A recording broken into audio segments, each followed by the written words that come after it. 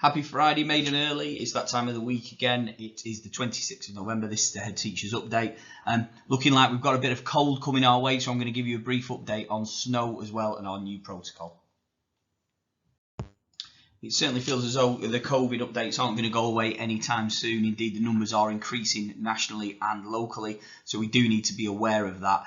With regards to the school, there's been a steady increase, but nothing significant. I think we had a few more cases before half term, and obviously the jabs that have been taken by a lot of students will also be reducing that, and we may be approaching some form of immunity, or at least some minimal immunity in that sense. But we cannot rest on our laurels, and we must remain vigilant and keep everyone safe. So with that slight increase in numbers, I want to remind you that students should be wearing face coverings in all communal areas, not classrooms and not outside, but everywhere else around the school site they should be wearing them. And from Monday we will be enforcing this a little bit more, because I've noticed a number of students now not wearing them.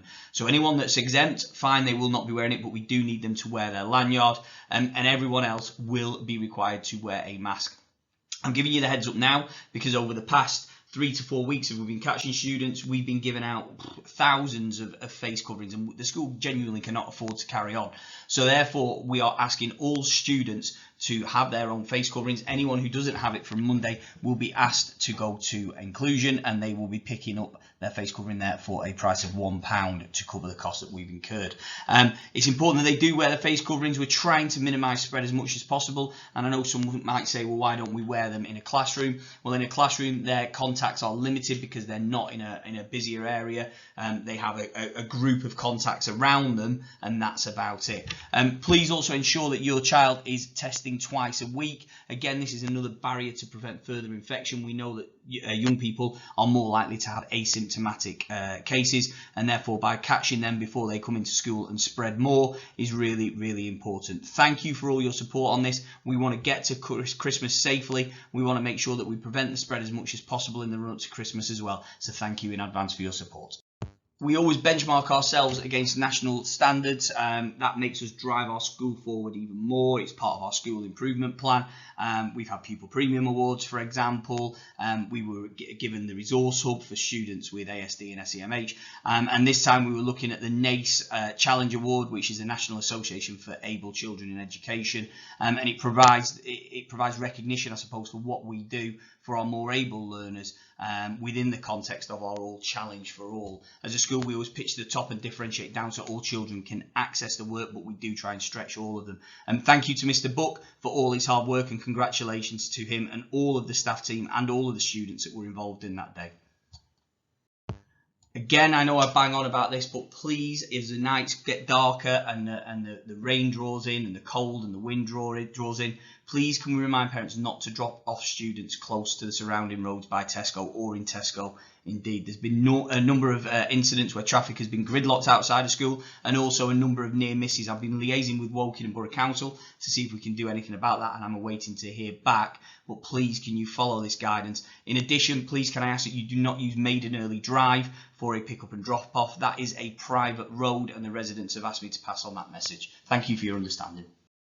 Really pleased that we're working in conjunction with Maiden Early Reading, Wangels and Bulmesh in setting up these parent conferences. Yesterday evening was the second of the parent conferences, which took place virtually, and that was on sexual exploitation, grooming and sexting. A really useful presentation by B from the Youth Prevention and Justice team, and thank you to everyone who attended, and of course a special thank you to B.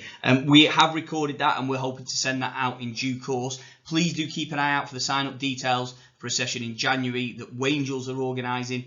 So Bulmesh organised the first, we organised the second, and Wangels are organising the third. That one is on county lines, knife crime and antisocial behaviour. I think the thing that came out of yesterday was about the warning signs and signs to look for, and I suspect the one in January will do the same. So please do give up half an hour to 45 minutes of your evening. It really does make a difference. It gives you the power of knowledge, I suppose, in the way in which you can support your children. Obviously, we don't want any snow during Monday to Friday. We want the students to be in school. Snow on Saturday and Sunday is absolutely fine, so we can all enjoy it. However, at times, if the snow becomes too deep and staff can't get in because of the roads, or I deem the site to be a health and safety risk, we may have to close school for the day. Obviously, in light of COVID, we have a lot more IT facilities, so we have revamped our provision with regards to this. What I would say with regards to our provision, if it does snow, work will be uploaded to Google Classroom by 9 a.m. of that morning. Some live lessons may occur, but I am not asking staff to do so because, like myself, if my children are off school, then I have childcare issues, and if other schools are shutting, so not all staff will be able to do that. So I'm going to have a blanket rule that by 9 a.m. work must be set, and as I say, the children should keep an eye on their Google Classrooms for further information.